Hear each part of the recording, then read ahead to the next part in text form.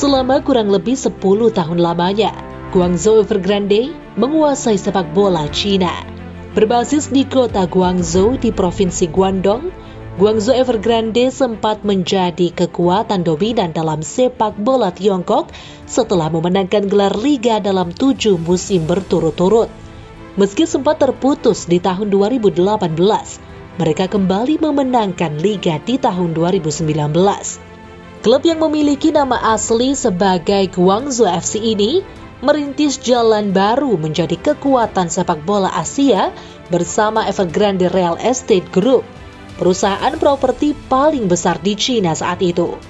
Dalam beberapa tahun terakhir, Evergrande Group menjadi pemasok dana terbesar untuk Guangzhou demi mencapai kejayaan di sepak bola Asia. Namun, di dunia ini tak ada yang abadi.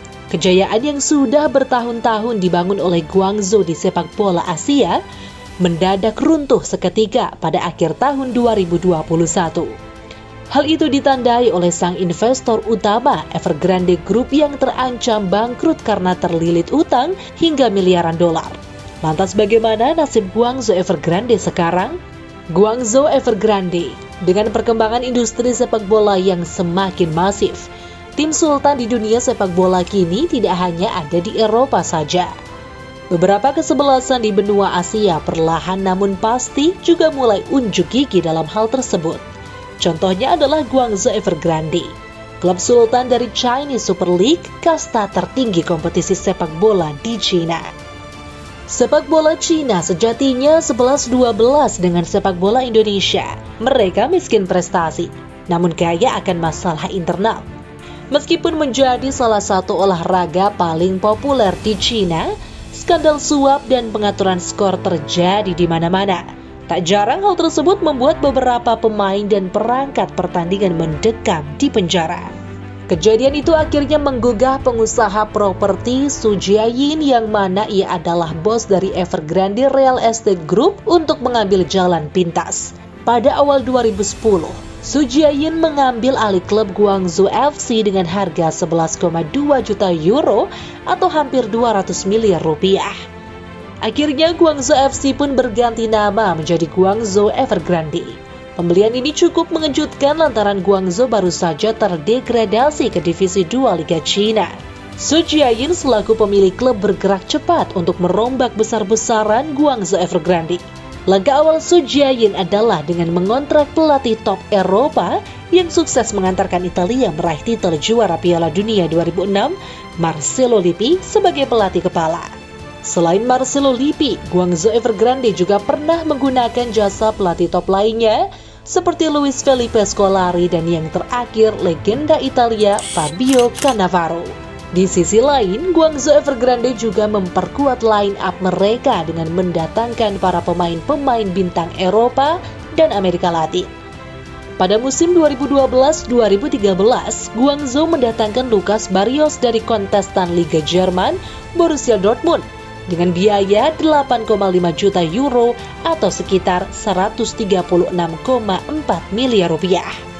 Lucas Barrios hanya sebagai nama pembuka saja. Selain Barrios, ada nama-nama bintang lainnya seperti Alberto Gilardino, Alessandro Diamanti, Paulinho, Jackson Martinez, Talisca, hingga Robinho yang kala itu didatangkan langsung dari AC Milan. Dalam 10 tahun dominasi mereka di sepak bola Tiongkok, Guangzhou Evergrande telah memenangkan segalanya. Tercatat, mereka telah memenangkan 8 gelar liga, 4 trofi Chinese Super Cup, 2 Chinese Cup, dan 2 kali meraih gelar Liga Champions Asia. Dengan catatan prestasi tersebut menjadikan Guangzhou Evergrande sebagai klub paling sukses dalam sejarah sepak bola Cina. Bahkan berkat prestasinya di Asia, publik penikmat sepak bola sempat membanding-bandingkan Guangzhou Evergrande dengan raksasa Spanyol Real Madrid dalam upaya mengincar pasar global. Hebatnya, di tangan Su Jiayin, Guangzhou Evergrande sempat menduduki peringkat keempat sebagai kesebelasan dengan pundi-pundi uang terbesar di dunia dan menjadi nomor 1 di Asia menurut SoccerX Football Finance 2018 edition. Namun, roda kehidupan akan selalu berputar dan yang berkilau tak selamanya indah. Pada akhir tahun 2021, Guangzhou Evergrande diambang kehancuran lantaran sang pemegang saham utama, Evergrande Real Estate Group, sedang dililit utang dan terancam bangkrut. Kabarnya, besaran utang Evergrande mencapai 300 miliar US dollar atau sekitar 4,3 triliun rupiah. Ditambah utang lain yang belum tercatat dengan jumlah yang belum diketahui. Evergrande yang diambang kebangkrutan sangat mempengaruhi kestabilan keuangan Guangzhou Evergrande. Mereka telah melelang pemainnya untuk mengumpulkan uang demi mencegah inflasi internal klub. Nama-nama seperti Talisca, Paulinho, dan Ricardo Goulart dilego ke klub lain demi mengurangi beban gaji. Saking kesulitannya untuk membayar utang, Evergrande sampai meminta pertolongan kepada pemerintah Cina agar perusahaan-perusahaan milik negara membeli beberapa aset milik Evergrande agar perusahaan terhindar dari kebangkrutan. Terakhir, Guangzhou Evergrande juga telah melepas salah satu beban keuangan, yaitu sang pelatih Fabio Cannavaro. Pasalnya, selama Cannavaro menjadi pelatih Guangzhou, ia dikabarkan menjadi salah satu pelatih dengan bayaran tertinggi di dunia sepak bola. Cannavaro pun telah meninggalkan posnya sebagai manajer klub. Kedua belah pihak mencapai kesepakatan dengan persetujuan bersama di tengah krisis keuangan yang sedang dihadapi Evergrande. Kini posisi pelatih diisi oleh Zizeng sebagai manajer sementara. Kini dengan segala upaya dari manajer klub, keadaan Guangzhou mulai stabil. Namun keadaan klub sekarang jauh berbeda dengan Guangzhou Evergrande yang kita kenal beberapa tahun lalu. Klub yang dulu berjaya dengan nama Guangzhou Evergrande, kini mereka telah berganti nama dengan menggunakan nama awal klub, yaitu Guangzhou FC.